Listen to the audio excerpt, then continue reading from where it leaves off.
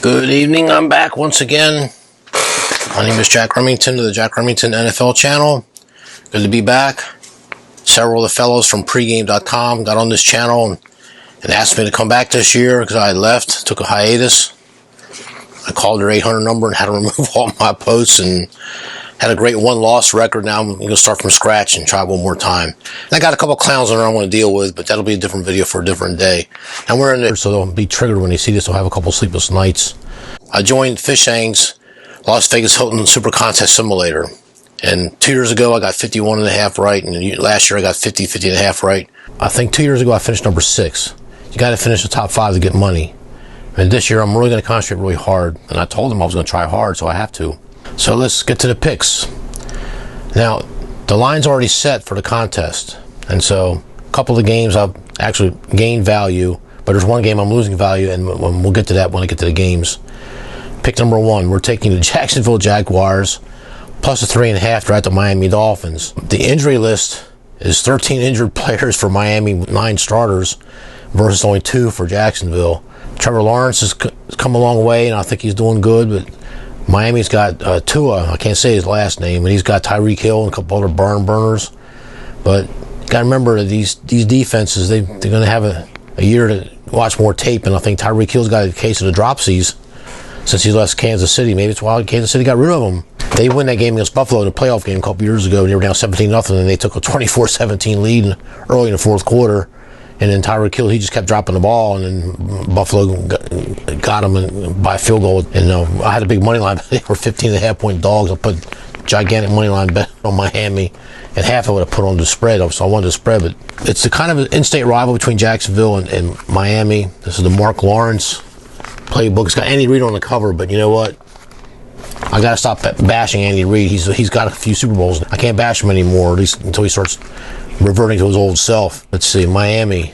Yeah, this is Miami Dolphins. Talk about a fall from grace.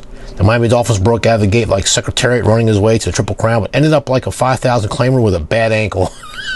This is tremendous. I mean, I just bought this thing today. I love it. They were 5-1 at the gate, averaging 499 yards per game, and after the season's first 6 games, they closed 2-4 while averaging 330 yards per game. Aside from going 1-6 straight up and against the spread against the 7 playoff teams they faced, they were outscored 96-42 in the second half of those games. They were also blanketed in the second half of their last 2 games while just scoring 3 points in the second half of their final 3 contests. Mike McDaniel, you need a new playbook. The players are holding up their end of the deal. The Dolphins have 114 sacks for the last 3 years, tops in the NFL. It's pretty good, isn't it? Meanwhile, Miami is paying the price to remain the fastest team in the NFL, with wide receivers Tyreek Hill and Jalen Waddle are the 3rd highest paid receivers in the league, earning $30 million and $28.7 million per season, respectively. And quarterback Tua Tagovailoa, I can't say his last name. I'll just call him Tua, led the league in passing yards in 2023. It's on McDaniel to step up and deliver. And that may be well and good, but Miami's defense is taking another step back. And I think that's what's going to keep Jacksonville in this game. The Heat, it was 103 here in Ventura 2 days ago. Today it was 101. I got a friend in Miami. He's going to be at the game. He's going to be there at the game. He's a diehard Dolphins fan. But he said, bring plenty of water and drink a lot of beer, do something, because it is. And I've been to Miami, I've been to Florida many times. I used to live on the East Coast. It gets hotter, and the humidity is just the same as the temperature. The temperature is 99, the humidity is 97. Think about that. But we're going to take the Jacksonville Jaguars, getting 3.5 points. We're getting the hook. I like that.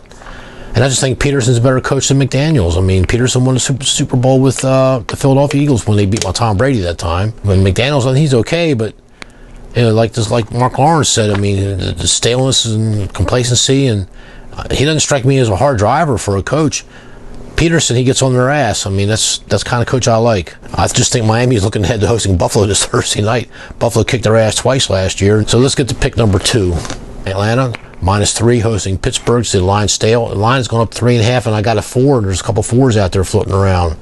So I'm getting the better end of the deal this time. Well, this is Red Panda Lager. I'll put it up for the camera.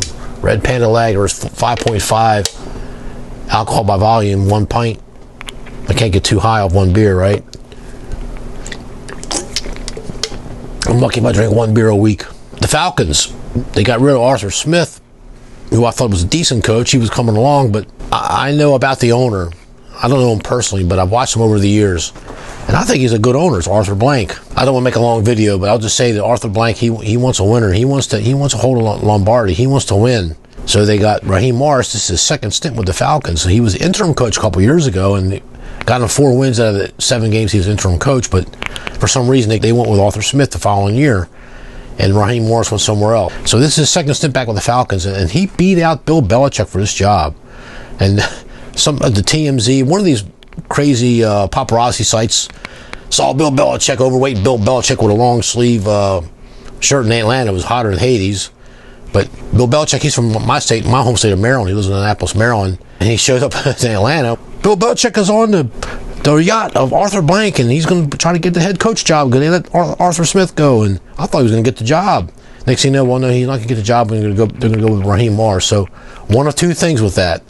It tells me that, one, Raheem Morris must have really convinced him that he's got the pulse of the players better than what this Bill Belichick, who's a so-called tyrant.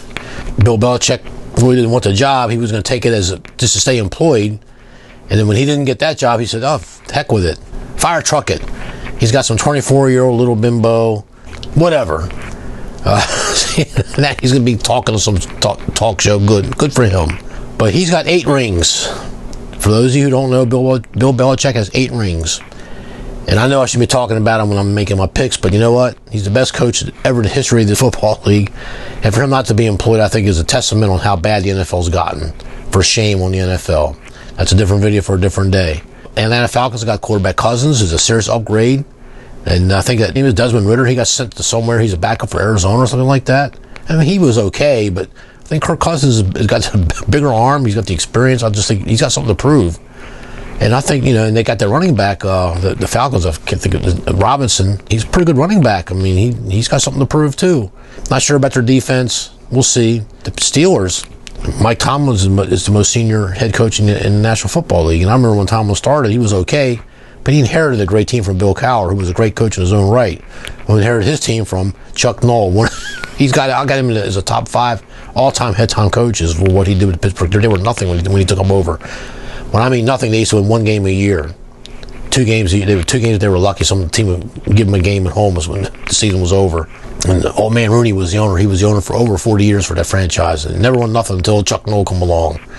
Mean Joe Green, Terry Bradshaw, L.C. Greenwood. They've been slow starting. I mean, they got crushed week 1 against 49. I mean, they were horrible, and they got lucky. The game they should have lost at home with the Cleveland Browns. I mean, the Browns had that game wrapped up, and Deshaun Watson threw some ball in the air. They picked it off and run it, and I kicked a chair in my house here because I had the Browns. Anyway, I just think that eventually it's going to catch up with Mike Tomlin, and I said that last year, and it nearly caught up with him. It's going to catch up with him this year. I mean, defenses can't keep up that pace every year after week after week, year after year, unless you're a Baltimore Ravens with Ray Lewis, and unless you're the Pittsburgh Steelers of the 70s. I mean, even the Bears couldn't keep the big defense going. After a couple of years, the defense sort of defade. It's just really hard to keep defensive intensity. It just is. But right now, like I just told you, there's 3.5s, and I'll see some 4s out there. I mean, it might even go higher. We're getting line value with this game, and we're sticking with it. Pick number 3. We're taking the home team Cincinnati Bengals, hosting the New England Patriots, a team I must have made 2 cars in a house off of in my Tom Brady years. We're losing line value with this one. We're laying 8.5 because the contest is fixed. Right now, it's down to 7.5, and there's a 7 out there. I saw a 7 out there. So Joe Burrow's got something wrong with his wrist, but I still read he's still going to play. But how effective is he going to be? And if he doesn't do well, they got Browning. He's a pretty good quarterback. But the New England Patriots, and I shouldn't say this on the video because I'm going to catch the devil for this, but they announced Mayo as the head coach for the New England Patriots, and you can see Robert Kraft, the owner, hiding in the back, or he's trying not to look, but the camera still got him in the corner, and this Mayo goes, and I see color, and I'm going to do this, and the New England Patriots, their front office, the following Monday, supposedly they got 20-some thousand phone calls. They were threatening to cancel their season tickets. And I know I should put this on the video. People get mad at me when I put stuff on a football video, but it's part of the game. That area of the country, people are prejudiced on both sides. They just are, and God in heaven can't come down and make them see things the way they're supposed to be seen. That's not happening. Get over it. This franchise is just going to be the worst franchise for several years, and I blame Robert Kraft. I don't blame Bill Belichick. I don't blame Tom Brady. I don't blame Edelman. I don't blame Walker, the wide receiver, dropped the ball in Super Bowl, made that Bill Belichick got rid of a couple days later. And that was the second rematch against the Giants. I lost that game too. Gronkowski, not his fault. It's Robert Kraft. He let the team decline. I guess he doesn't care anymore. He's a 70, 80-year-old man, and he's still at 40. Yeah, okay, yeah, good for you. 50, yeah, okay, yeah. But 80, not buying it. Well, anyway, we're taking Cincinnati Bengals. I mean, they might win the Super Bowl this year. They're definitely a Super Bowl contender. And I'm going against the team that I know pretty well, the New England Patriots. I mean, they have nothing. They got rid of Judon. They got rid of all the good players. They got the biggest salary cap spending, and they're not spending. So it's a lost season. I'm rooting against them because they got that Mayo guy on there. I know I shouldn't do that. He said that, and that's spitting in my face, spitting in New England Patriots fans' face. He's got to go. He may know X's and O's. He may have learned a thing or two from Belichick. I don't care. I don't like that guy. I'm rooting against him every game. I don't like Mayo. I can't wait for him to be gone. And he'll be gone, and it won't be long. Remember what the NFL stands for, folks. Not for long. Pick number 4. We're taking the Tennessee Titans +4. They're at the Chicago Bears. I got Mark Lawrence's book here, Tennessee Titans. Mark Lawrence writes here is the team theme is Vrabelized. Yes, likable Mike Vrabel and his 56-48 record with Tennessee is gone. The Titans will pay the price as they begin to rebuild from the ground up over the next few years. However, the signing of Calvin Ridley makes the Titans pass receiving a trio of Ridley, DeAndre Hopkins, and Treylon Burks lethal. And I agree with this. If only Will Levis wasn't being asked to get them the ball. Vrabel was one of 30 NFL head coaches fired the last 4 years. As a result, former Browns offensive line coach Brian Callahan, I think it's Bill Callahan's son, will be one of 7 new head coaches in the league this season. Expect him to take advantage of the receiving trio, drawing lots of attention, leaving running backs to exploit linebackers. That's good news for running backs Tony Pollard and Ty J. Spears and those smart enough to add them to their fantasy teams. And I've never joined the fantasy league. I don't have time. But while free agency signings were a spark, the NFL draft was a dud. I'm a Bill Belichick and Tom Coughlin disciple and Vince Lombardi. I want to rush that, and Bill Walsh of the 49ers. Rush that freaking passer. Put the pressure on him. Make him throw that ball quicker than what he wants to. That's a big portion of winning a football game. And I like pass rushes. I mean, I like betting on teams like that. While free agency signings were a spark, the NFL draft was a dud. The Titans are only one of 4 teams this season that will have a rest advantage of 5 or more days of multiple games compared to their opponents. And that might, that could sneak in a win or two. They won 6 games last year. The Bears only won 7. So the Bears won 1 more game than they did. So I look at them as very comparable teams. In fact, there will be a total of 66 games played where one team has a 3+ day rest advantage, the most in NFL history. But that's just a fluke of how the scheduling is. That'll probably never be repeated because the NFL will fix that with their scheduling. I'm getting 4 points. Right now it's -3.5, so I'm getting half-point line value. And Chicago starting that raw rookie, Heisman Trophy winning quarterback Caleb Williams, selected as #1 overall pick in this year's draft. Williams set records at USC with the most passing yards, yada, yada, yada. And so my daughter went to USC, so I should know that, but I haven't followed college football in years. I used to go to the UCLA-USC rivalry game. I went every year when I was going to UCLA, when I was going to film school. So, no, I just think I'm going to take the Tennessee Titans. I normally don't go... this is first-year coach. I normally don't bet on the first-year coaches because they do lose more than they win in the NFL. But Eberflus for Chicago, this is only his 3rd year, and he is so bad. He is so bad. I'm going to write Mark Lawrence a letter, and if I can remember to put it on the screenshot here from my credits here, it's got Matt and Neverfluss as his name on the two box scores down here. I don't know if the camera can pick this up or not. I'll just take the photo and I'll put it in the screenshot for the video. I mean, he's such a nobody and such a horrible coach, but his real name is Matt Eberflus. But they got here is Matt Neberfluss. So he also got in here the Raiders. They fired John Gruden after 5 games. No, they fired after the 3rd game. The Las Vegas Raiders were the top-ranked team in the NFL after the first 3 weeks, and they fired over some email made. The Minnesota guy, what's that wide receiver name? Randy Moss. I paid $50 for a signed jersey. What a fool. Made him cry. So anyway, I think that Tennessee with Levis and their running backs, we're getting 4 points. Looking for a close game. Looking for a field goal game. A field goal game on either side, I win. That's what I'm playing here. I'm trying to lean on the dogs. I'm a dog better. Pick number 5, speaking of dogs, I'm taking the New York Jets plus 4.5 at San Francisco 49ers. This game opened, I believe they opened it at 49ers minus 6 right away. And it stayed 6 for the longest time. Got meandered down to 5. It got down to 3. Now it's back up to 4.5. Aaron Rodgers is the theme of the New York Jets. But on the 4th play, he went down and he tore his Achilles tendon. I never had an Achilles tendon, but I've had other leg injuries. And you can't stay. I mean, it hurts. Rodgers didn't want to quit. He was done for the year. He's got something to prove. He's tired of hearing the crybabies bitch. He's tired of hearing all those stuff, the whining people. They whined him out of Green Bay, and shame on them for doing that. And I think Aaron Rodgers is the most accurate NFL passer in the NFL history. And he's going to still write record books. He's still got something in the tank. Until I see otherwise, I'm going to stick with Aaron Rodgers.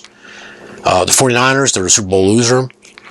And I listened to a podcast a week ago. Super Bowl loser is five wins, 18 losses straight up, and 3 wins and 24 losses against the spread, something like that. So the Super Bowl loser, that's the 49ers. They've lost their last 3 Super Bowls. They lost to the Ravens and that thriller where Kaepernick couldn't make that pass. And they lost twice. They lost 2 Super Bowls to the Chiefs the last 4 years respectively. So they should have won the first one. I keep bitching about that one. They had that one in the bag, and the Shanahan, he doesn't know how to manage a team. He just keeps surviving because he's got so much talent that they keep saving him. I'm looking for 49ers to take a step back. I mean, they should have got beaten in the playoff game against Green Bay, and they should have got beaten in the championship game against the Detroit Lions. But they came back. I mean, I won my bets because I was taking all those points. But the 49ers, they did get their act together enough for the Super Bowl, and both teams were ready to play. It was a great Super Bowl. One of the most well executed on both sides Super Bowl, most evenly matched Super Bowl in my opinion, although on my video, I think I picked a 44-3. I was so mad at the 49ers because of how they suck. And it's my wife's favorite team. I got 2 people in New York City, well, one in Jersey and one in New York City. I met them through eBay. I still keep in touch with them. We meet once a year for the eBay thing, and they both got Jets tickets. They tell me that Robert Saleh, the head coach for the Jets, is on the hot seat. That Woody Johnson has turned into a hard ass. I mean, he wants a winner. As you can see with our politics in our country today, when rich politicians and these rich people, the billionaires, they get pissed off, they can wreak a lot of havoc, and they'll spend their fortune to do it. Here's some unfavorable things about the owner of the Jets. So he's losing his patience. So Saleh's got he's a good defensive coach. He's got the horses on defense, but he's got to show something now. He's going to have a quarterback this year. And in my mind, also, there's going to be no excuse. I just think the Jets plus 4.5. I think I'm getting line value. It's Monday night. I think the Jets are going to do it. And sprinkle a little bit on the money line. I think the Jets are going to win the game straight up. Pick number 1, we got the Jacksonville plus 3. Pick number 2, Atlanta minus 3. Pick number 3, Bengals minus 8.5. Pick number 4, Tennessee Titans plus 4. And pick number 5, New York Jets plus 4.5. Our survivor pick of the week, survivor pool, the Bengals. They're playing the worst team in the NFL. And I already told you how Robert Kraft's ruined his own team. I had 2-team teaser. I had the Packers plus 8.5. I had it written down here, but I didn't get the video at the time. We had no power all day. The power just came back a couple hours ago. They're working on the solar panel, and we had a 2-team teaser. We had the Bills minus 0.5 and Green Bay plus 8.5. Green Bay Packers plus 8.5. I've been pulling my hair out with Philadelphia getting ready to make it go up by 9 points with 30 seconds left, and they sacked them on 3rd inches, whatever it was, and then they forced them to kick a field goal. The Eagles were only up by 5 instead of 8 or 9, whatever the hell it was. I mean, I've been hating life because I would have lost my teaser the first week. I got to regroup, and my 2-team teaser this week, it's going to be 7-point teaser, 125 juice to win 100. That's big juice. I understand that. I'm getting the Bills plus 0.5 and the Rams plus 10.5. And the outfit I'm with now, if I push on one and win the other, it's a no bet. It's not a loss. If I lose, it's still a loss. A push and a loss is a loss. So, but a push and a win is no action. So it's a better deal than I got last year. Okay. So my cash games this year, at halftime I took the Ravens plus 0.5 point. I was looking for them to just go trade, tit for tat, field goal, touchdown. But somewhere in there, the Ravens couldn't do it. But they was 1 inch away from winning both of that bet. On the pregame.com, and I'll put the graphic up here, I won my money line bet. I had the Chiefs. I felt the line, and I talk about it in my post on pregame.com. I felt the line was low for some reason, but that's because the defense were taking a step back. But the offenses looked pretty good to me. I think Lamar Jackson's still dangerous, and that was a pretty good 30. And now I'm reading here that it's the highest rated highest ranked Thursday Night Football of all time. I mean, it was a pretty good game. I mean, it was an exciting game. I mean, I know I just told you about how highly I think about the Cincinnati Bengals, but you know what? You better watch out for the Baltimore Ravens. The Ravens could still win that division again. The Ravens are a real threat. The Ravens showed me something. I think they're better than they were last year. Other cash bets. I'm laying some chalk here and just win $100 on 2 separate bets. We're taking the money line Bengals and knocking off the points. And I didn't give Mayo any points. We're risking $380 just to win 100. That's kind of bad gambling. But you know what? I got a powerhouse Bengals. They just got to win the game. Can you beat the Patriots in Cincinnati? Can you do that? If you can't beat this team, you ain't going anywhere. Second bet, we're laying $290 to win 100 money line. We're taking the Buffalo Bills at home and over the Cardinals. They should win that game. So the should wins. I'll be pick up a couple hundred like that way. Now if I lose this game, it'll be way in the hole. It's every mile $110 loss the other night. It'd be close to $1,000 in the hole the first week, but that's okay. $15,000 in the hole week 2 and week 3, and dug myself out and still did very well. I will screenshot the halftime plays. I will work on the season total. I'll have that before the kickoff Sunday. So it's going to be a separate video. Don't watch it for picks. Just watch it and see how I do with the season totals and what I did last year. So only if you're interested to see how I did. I haven't even looked myself yet. I haven't had time. But I'll make time tomorrow. I'm off tomorrow. I won't have to go to work. I'm off for 3 straight days. I don't know what to do myself, but today was a wasted day. I had no power. 105 in here is what I'm filming right now, and it's in the middle of the night. That's it for now. I'll be cutting some stuff out. It's a long-ass video. I'm trying to get it to 10 minutes, 10, 12 minutes, you know. You're investing your time in me. I want to make it worth it.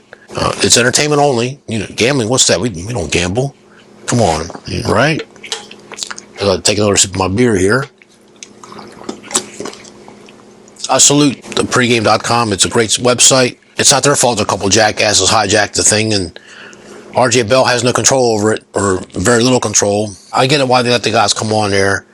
There's potential, you know, people that's going to buy their information, buy their services. I have no problem with that, and I don't want to get in their way. Who am I to interfere with these guys? That's their business. I'm happy just to go along for the ride. But there's something else going on that I'll put in a separate video, and I'll put it on the proper channel. It doesn't go on the football channel. It's the best team sport of all. I mean, you got 22 men on the field on every play, and offense, defense, special teams. It's just a much more complex game than basketball or soccer. I'm not knocking other sports, but coaching is most important in this football. In the NFL. And coaching is most important in college men's football too. The hardest weeks to pick, in my opinion, the hardest week is 3-4. I put 3/week 4. I mull them together because we got set an extra week now. And then I can see what they meld them together. So with that extra game, an 0-3 team can sneak out and sneak somewhere. Or in a 16-game schedule, if you're 0-3, you were done. That's why, and I used to say week 3 is the hardest week to pick, and it is. So it's 3 and 4. 2 weeks together, weeks 3 and 4. The second hardest week to pick is week 1. You know, you got the rust off and heat, and someone's going to get a calf injury and they won't be able to continue. Or week 1 is a lot of randomness, a lot of luck involved. And then week 16, 17, when they're resting players and they got the thing clinched 6 weeks beforehand, and the team can still win. The Steelers 16-point dogs against Buffalo, and week 16 they had everything locked up, and Buffalo was still fighting, and Pittsburgh won that game straight up. I remember that. So, you know, so week 16, 17 is the third hardest week to pick. Let's throw that out there and give you some information. I can't give you everything, but I'll give you some things I've given out before.